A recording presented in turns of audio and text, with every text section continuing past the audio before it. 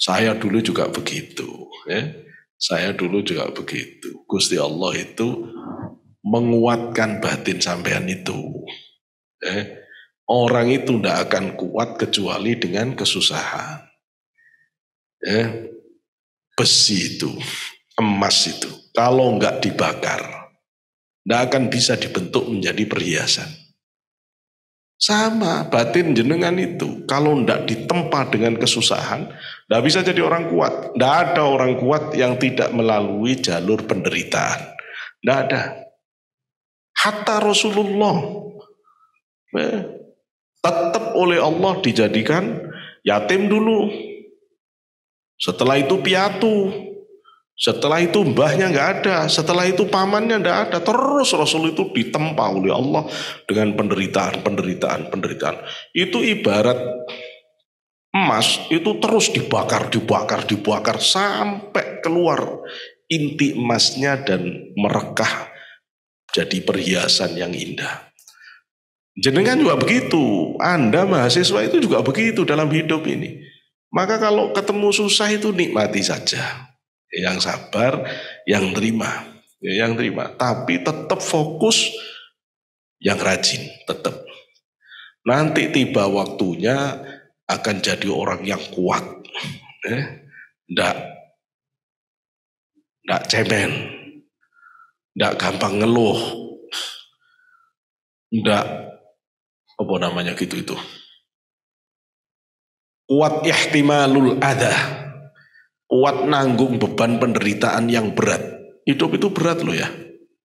Kamu kira hidup itu ringan. Nanti kalau yang ibu, gadis-gadis ini sudah jadi ibu. Bang jadi ibu itu ringan. Nanti kalau sudah jadi ibu beneran sampean baru nangis-nangis tiap malam. Oh ibuku tidak pernah cerita ya kalau berat begini hidup. Nanti kalau sudah jadi bapak temenan, anak nangis minta ini, minta itu, istri butuh ini, baru sampean bisa nangis. Kok hidup itu repotnya gak karuan. Memang berat, ya, memang berat.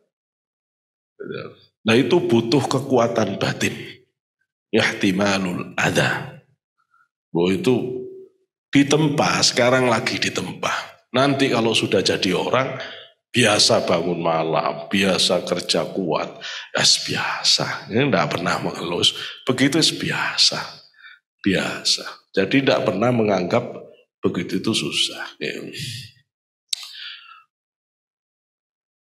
Harus kuat, ya harus kuat.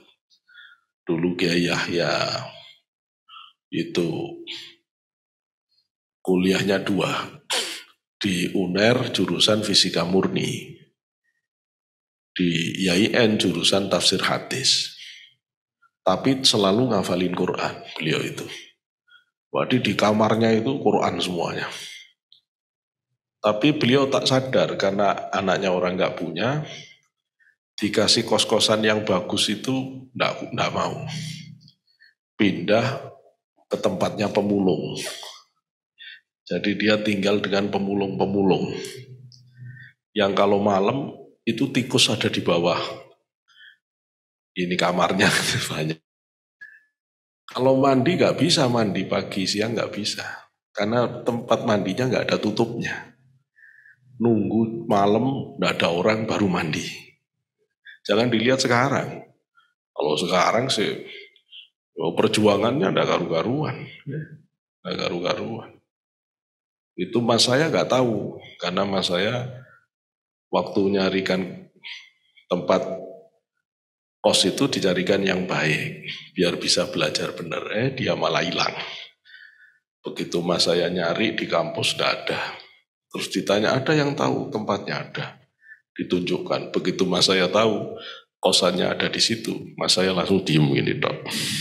Kata mas saya, kata mas Umar, adikku keluar jadabnya. Sebelumnya mondok, ya, adik Yahya selalu mondok terus malah dia itu ya. Mondok disayang oleh kiainya Yahya di Surabaya itu yang kemarin waktu meninggal saat khutbah Jum'ah beliau cerita tentang kematian, terus tiba-tiba beliau hilang Terus beliau meneruskan sholatnya, terus meninggal saat sujud. Menantunya Kiai Abbas Buntet. Santrinya Said Maliki yang bagian hizib-hizib. Adik Yahya itu punya guru banyak, kiainya banyak. Nah, tapi yo gitu, latihannya yo berat. Saya cerita ini supaya yang mahasiswa kuat, Dulu jarang makan dulu, biasa jarang makan itu biasa. Kadang jalan dari pondoknya di Yahya dulu sebelum yang kos-kosan itu. Dia itu kalau jalan dari pondoknya ke kampus, itu ba'da subuh, baru jam 7 sampai di kampus, jalan kaki.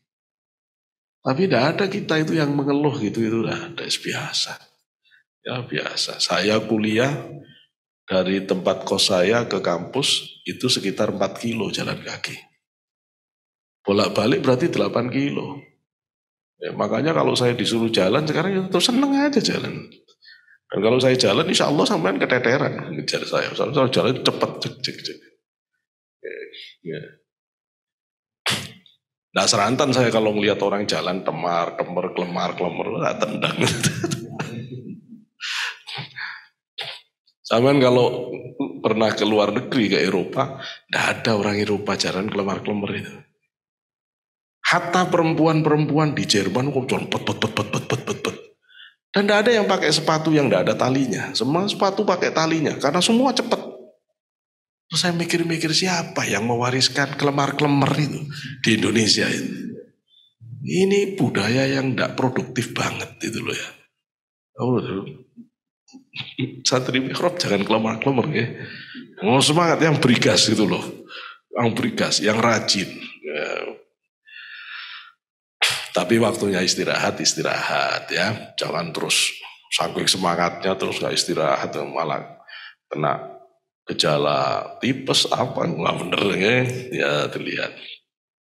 Jadi kalau jenengan taat tapi kok sih belum kebuka yang kuat sabar. Yang kuat sabar. Dulu mbah saya itu kaya raya. Tapi begitu di bapak saya itu habis hartanya. Ya, jadi bapak saya tapi kuat mujahadah. Ya, bapak saya tiap malam kalau sudah jam 12 malam pasti keluar dari rumah. Nanti baru balik jam 4 pagi. Bapak saya itu kalau ibadah tidak mau diketahui anak istrinya. Pokoknya bapak dulu pernah cerita yang langsung di bawah langit. Dia tidak mau sholat yang ada penghalangnya ke langit. Kita nggak pernah tahu di mana bapak itu ibadah, tidak tahu. Tapi memang dulu saya kalau lihat bapak jam 12 pasti nggak ada. Nanti jam 4 pagi datang. Dan kalau keluar pasti bawa pedang. Bapak saya itu jagoan. Ya, jagoan. Pernah dihadang 5 orang pakai ini sudah akan mundur kalau bapak saya. Tapi saya nggak diajari silat. Terus kok nggak usah belajar silat. Ya bersilat lidah aja, nggak usah silat itu ya. Tapi kekuatan sabar itu, ya, itu nanti barokai ke anak-anak. Ya. Jadi kadang-kadang teman-teman di mihrab, ya, sudah ibadah bagus, kok tidak kebuka rizkinya. Katanya kalau ibadahnya benar, hayatan thayyibah. Itu ibarat mau diberi bangunan besar, Allah baru nata fondasi. Memang kalau masih fondasi belum kelihatan itu. Yang sabar, nata fondasi ini yang sabar, jangan ditinggal. Nanti itu biasanya anaknya yang bisa bangun mewah itu anaknya. Yang bisa bangun mewah itu.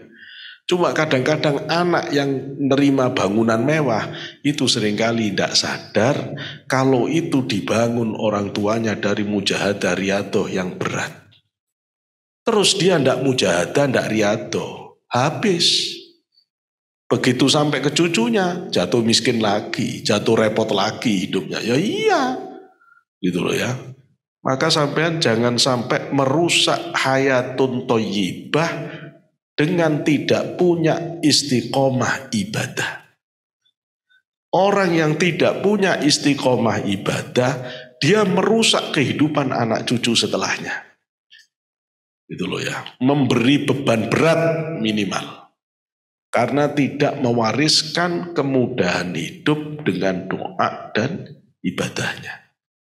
Kita yang mendapatkan kehidupan nyaman ini sebenarnya barokah dari mujahadah mbah-mbah bapak kita itu. Loh, kita terus harus nyontoh dengan berani istiqomah. Jadi itu hayatan thayyibah. Nah nanti kalau Allah sudah percaya, fondasinya udah cukup, ya terus dibuka rizki itu oleh Allah. Ya, terus jadi mudah menerima. Qila, tidak usah saya baca. Yang kedua, kata Sezaruk, yang kedua orang itu kalau benar ibadahnya mendapatkan nufudul kalimah. Omongannya itu berpengaruh. Ngeresep, nembus batin. Apa itu? Ayatnya, dalilnya adalah firman Allah surat An-Nur ayat 55 dan Al-Anbiya ayat 73. A'udzubillahi minasyaitonir rajim. Wa'adallahu alladhina amanu minkum wa 'amilus solihati la yastakhlifannahum fil ardi. Di surat Al-Anbiya, wa ja'alnahum a'immatan yahduna bi amrina. Wa'adallahu alladhina amanu. Wa'ada Allah menjanjikan. Wa'adallahu Allah menjanjikan. Alladzina amanu kepada orang-orang yang beriman minkum di antara kalian wa amilus solihat dan yang beramal soleh. Apa janji Allah? La yastakhlifannahum, bakal dijadikan pemimpin sampean. Jadi sampean kalau beriman, kalau jenengan itu iman kepada Allah, terus amal soleh, pasti jadi pimpinan. Terus terserah nanti pimpinannya di organisasi yang mana, yang jelas sampean akan jadi pimpinan. Fil ardi, di muka bumi. Loh, mana pimpinan? Oh, tadi kalimat yang berpengaruh kok pimpinan. Fanufudul kalimah hiyal khilafah. Kalimat yang berpengaruh itu adalah khilafah. Orang kalau ngomongnya berpengaruh, itu sudah punya tiket untuk mimpin siapapun. Kenapa orang bisa memimpin orang lain? Karena dia bisa mempengaruhi orang lain. Gitu loh ya. Bisa mempengaruhi orang lain. Itu kalau dalam bahasa Howard Gardner, multiple intelligences itu namanya interpersonal intelligence, ya, kecerdasan interpersonal. Wa qala aidan wa ja'alnahum a'immatan yahduna bi amrina. Dan kami menjadikan kepada mereka orang-orang yang iman dan amal soleh dijadikan sebagai imam, pimpinan, yahduna bi amrina, yang akan memberi petunjuk kepada jalan Allah dengan perintah Allah. Itu ciri kedua. Yang ketiga, orang yang ibadahnya benar itu tidak pernah susah lagi. Ayatnya adalah surat Fatir ayat 34. A'udzubillahi minasyaitonir rajim. Wa qalul hamdulillahilladzi adhaba 'annal hazan. Mereka orang yang beriman, orang yang amal soleh itu mengucapkan segala puji bagi Allah yang telah menghilangkan dari kami kesusahan. Nah, pernah susah. Tapi Al-Arif Billah Ibnu Ajib Al-Hasani mengingatkan, at-takhdhir minal wuqufi ma'a halawatit ta'ah wa annaha samumun qatilah. Hati-hati jangan mandek untuk menikmati nikmatnya ibadah. Karena kalau kita ibadah itu terus senang dapat kenikmatan, terus berhenti di situ, sampean kena racun yang mematikan dalam perjalanan spiritual. Nikmati ibadah gak apa-apa, tapi jangan dicari. Ya. Jangan dicari. Ya situ biarin. Ibarat orang pergi ke Surabaya, bahwa pasti sampean akan ketemu indahnya kota Semarang. Ada pengeboran lepas pantai di dekat-dekat Kendal ya. Itu kalau malam indah sekali. Pasti ketemu. Ya, ketemu. Tapi jangan sampai berhenti di situ. Tujuan sampean itu Surabaya. Gitu loh ya. Kalau sampai kemudian ketemu rest area heritage, terus jadi seneng ada di situ. Ya wes, nggak sampai sampean. Ya, nggak sampai. Ya, ke akhirat itu begitu. Bahwa kalau orang itu benar jalannya ke Allah, pasti ketemu kenikmatan ibadah. Saya ibadah tidak nikmat-nikmat, berarti ada yang salah. Ya, sampai ibadah itu tidak terasa nikmat, itu something wrong. Ada yang salah. Kok makan apel kok tidak ketemu rasanya? Apel kok pahit? Di mana-mana apel itu seger. Oh madu kok pahit? Di mana-mana madu itu manis kecuali madu kelanceng. Itu beda lagi urusannya. Wah ada yang kejutnya gak karuan, tapi saya seneng. Jadi maka kalau zikir gak ketemu rasa, akhirnya males zikiran, udah ketemu rasanya. Sholawatan gak ketemu rasanya, gak ketemu rasanya. Loh itu berarti badannya yang sakit. Kalau sampai gak ketemu rasanya semuanya itu ibadah itu berarti ruhani kita yang sakit. Nah kalau sakit ruhani ya harus berobat. Kata Syekh Abdul Qadir, pilnya diminum. Resep ramuan yang sudah Syekh Abdul Qadir buatkan itu diminum. La ilaha illallahnya diminum. Ya Allah-Allahnya diminum. Ya mudah-mudahan terus tawar sembuh. Ya. Nah itu ya. Wala yanbaghi lil 'amil idza wajada al halawata ay yufriha.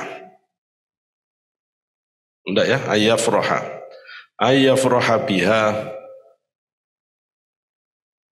au yakifa ma'aha. Wala yanbaghi tidak seharusnya lil 'amil bagi orang yang melakukan amal ibadah, idza wajada ketika menemukan al halawata rasa manis, nikmat. Tidak seharusnya ayyafroha untuk berbahagia biha dengan kenikmatan ibadah itu. Jangan senang-senang. Au yakifa ma'aha atau lebih-lebih berhenti di situ. Aku tak ngaji Sabtu biar hatiku tenang. Jangan begitu. Niat ngaji Sabtu zikiran, niat berusaha mencari ridha Allah, mendapatkan mahabbah dari Allah, ma'rifah dari Allah.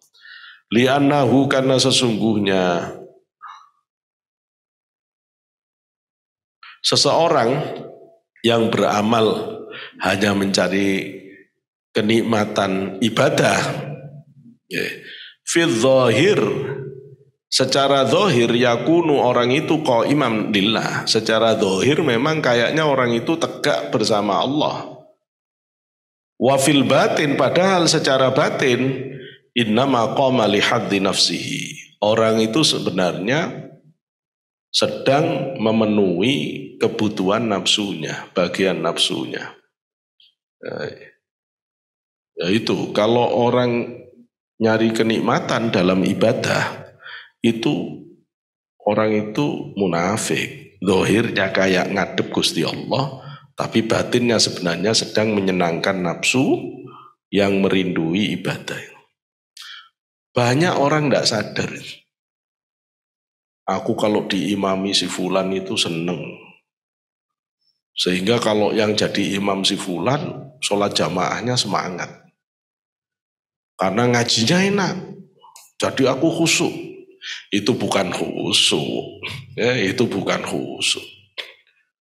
Tapi kalau yang imami tidak ada lagunya, padahal ya tajwidnya benar, cuma lagunya enggak, suaranya cempreng lagi, itu loh ya suaranya enggak enak lagi. Terus aku enggak bisa khusyuk. Loh, itu bukan enggak bisa khusyuk, memang sampean aslinya enggak khusyuk. Orang khusyuk itu enggak dipengaruhi suara imam. Orang khusyuk itu tidak dipengaruhi lagu. Mau lagunya kayak apa, mau yang imami siapa, begitu takbir sudah ngadep Gusti Allah, sambung hati. Itu loh ya, sambung hati. Kalau sampean sik pilih-pilih imam, berarti sampean tidak benar. Itu loh, tidak benar. Nah, begitu. Bal la yambaghi ayakuna amaluhu linailiha. Bahkan tidak sebantasnya ayakuna amaluhu, adanya amal ibadahnya seseorang tadi itu linailiha, untuk mencapai kenikmatan sesaat itu, hanya mencari ladatnya ibadah itu, manisnya ibadah. Lima fiha min laddatin minal laddati wal haddi, karena di dalam ibadah itu ada kelezatan dan ada nafsu yang ikut mendapat bagian. Hadd itu bagian nafsu maksudnya. Memang orang awam kalau tiba-tiba rajin ibadah itu biasanya salah niat. Salah niat karena nafsu dapat bagian. Begitu ngaji kita ini tak datangkan artis, pasti langsung rame ini. Langsung rame. Ya tapi orang datang itu sudah tidak niat murni karena ngaji hikam. Sudah karena artisnya. Loh itu loh. Kenapa kok orang kalau didatangkan artis senang? Ya karena nafsunya kebagian. Aku seneng lihat orang ganteng. Loh gitu loh. Apalagi yang tak datangkan artis Korewa. Gitu loh ya. Oh itu orang kampus, anak kampus datang semua. Korewa datang. Ya Allah. Ya karena nafsunya kebagian. Kenapa musik dangdut itu disenangi oleh banyak orang? Ya karena semua orang kalau nafsu yang dimainkan ya seneng. Gitu loh ya. Karena kenikmatan paling basic need itu ya nafsu. Nafsu. Makanya tidak usah kaget kalau ada dangdutan, nyanyi-nyanyi, pesertanya banyak. Ya karena memang orang itu rata-rata awam. Ya, rata-rata awam. Tingkat kenikmatannya nafsu. Diangkat sedikit pakai kenikmatan akal udah kelepek-kelepek. Dan semua orang bisa sudah. Cuma orang-orang yang diberi kenikmatan khusus, akal pinter, dia bisa menikmati. Ya, bisa menikmati. Lebih-lebih orang yang diberi kebuka batin. Bisa ngerasakan nikmatnya zikir dan seterusnya tadi. Tapi jangan berhenti di situ. Kalau berhenti di situ malah bahaya. Itu bagian dari nafsu. Wadzalika yuqdihu fi ikhlasi ibadatihi. Yang demikian itu akan menjadikan jelek dalam keikhlasan ibadah orang itu. Nah ikhlas lagi sudah nanti malah nyari kenikmatan. Wasidqi iradatihi, akan merusak, akan menjelekkan kebenaran iradahnya, lurusnya kehendak dia menuju ke Allah. Makanya kiai ulama-ulama thariqah itu pinter ya. Kalau kamu zikir ngerasa batinmu goyang, niatmu goyang, keganggu ke Allahnya dengan apapun, ada namanya doa rujuk, cepat ditarik kembali. Ilahi anta maksudi waridoka matlubi a'tini mahabbataka wa ma'rifatak. Balik lagi ke Allah. Allah la ilaha illallah. Allah, Allah, Allah, Allah, Allah. Kok goyang lagi? Pas Allah, Allah, Allah, tiba-tiba ada yang teriak, anak isopo kok nakal men. Lu kok mikir anaknya orang? Ilahi anta maksudi. Wis begini, kita proses awal menuju ke Gusti Allah itu ndak bisa langsung fokus, pasti goyang-goyang terus pikiran. Tapi tidak apa-apa, kalau goyang tarik ke Allah. Ilahi anta maksudi. Sambil di batinmu itu ngomong ke Gusti Allah, Gusti Allah, kulo kepingin bener mendapatkan cintamu ya Allah. Saya minta ya Allah, saya dibuat jadi orang yang benar-benar fokus kepadamu ya Allah di dalam zikir saya ini. Itu minta makrifat ya Allah. Terus mulai lagi Allah, Allah, Allah, Allah. Begitu. Goyang balik ke Allah. Lah kalau sholat, kan tidak mungkin Anda sholat terus ilahi anta bubar. Ya, tidak boleh. Takbir intikal itu sebenarnya rujuk. Ngerti takbir intikal? Sampai kalau bergerak berubah-berubah pasti Allahu Akbar, Allahu Akbar, Allahu Akbar. Rahasianya kenapa kok Allahu Akbar, Allahu Akbar, Allahu Akbar? Supaya kalau pikiranmu kegeser ke sana sini, sing gede Gusti Allah, bukan masalahmu. Lagi stres ini karena sampai tanggal sekian belum dikirim. Padahal biasanya dikirim tanggal berapa? Biasanya dikirim sekarang tanggal berapa? Tanggal 21. Biasanya dikirim tanggal 21. 21 loh, besok sampai harus bingung sekarang. Gitu loh ya. 22 misalnya ya. 22 sih besok juga sekarang. Ya tapi pikiran bingung. Allahu Akbar. Ke Allah lagi. Jangan ke situ pikiranmu. Ke Allah. Jangan mau batinmu kamu marahi. Allahu Akbar. Gusti Allah yang besar. Urusan begini kecil. Ya, urusan begini kecil. Balik ke Allah. Allahu Akbar. Pokoknya kalau mau sholat, semua masalah itu dilepas semua. Sesulit apapun yang sedang kamu hadapi, yang lagi nulis skripsi, baru saja kena marahi pembimbing. Brengsek pembimbingnya. Nggak usah sholat isinya jadi brengsek pembimbing itu piye. Gitu loh ya. Kamu sholat maki-maki dosenmu. Begitu nilai keluar, dosenku geblek ya. Aku ngerjakno bener-bener nilai sama ini. Nggak usah gitu. Nggak usah begitu. Pokoknya kalau sholat semua masalah minggir dulu. Saya mau ngadep Gusti Allah. Kalau masalah itu dibawa oleh setan di dalam pikiranmu saat sholat, langsung tolaan. Tidak mau aku. Kamu mau merusak ibadahku? Tidak. Aku tetap fokus Gusti Allah. Terus ya cuma ya tidak debat gitu. Di batinmu tetap balik. Bacaan itu sadari. Bacaanmu pikirin terus. Fokus ke bacaan. Fokus ke bacaan. Kalau orang sudah ma'rifat ya beda lagi. Sholat itu akan menjadi muhadasatus sirri ma'allah.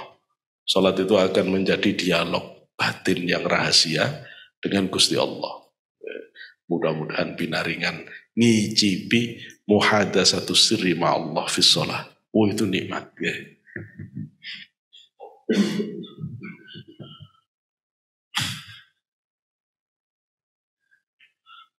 Wal yakun i'tina'uhu bihusuliha. Sehingga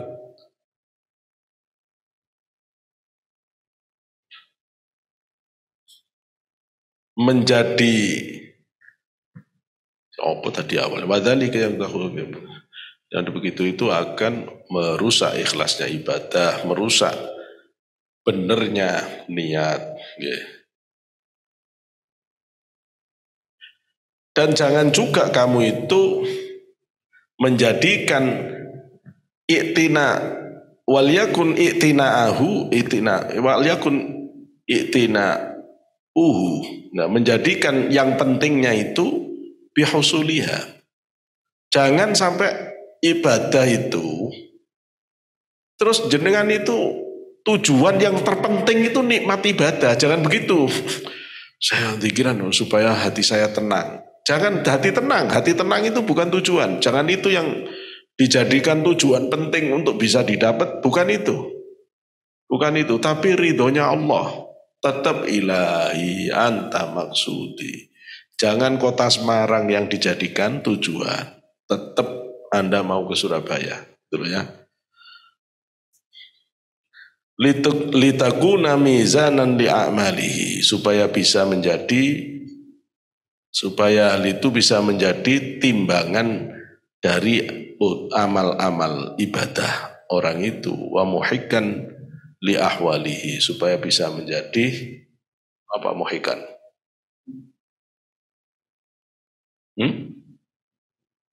Tajrid cerita, ya, supaya bisa menjadi apa namanya sih, kalau cerita itu bahasa yang lebih enak, histori, ya, supaya bisa menjadi ya, cerita, histori,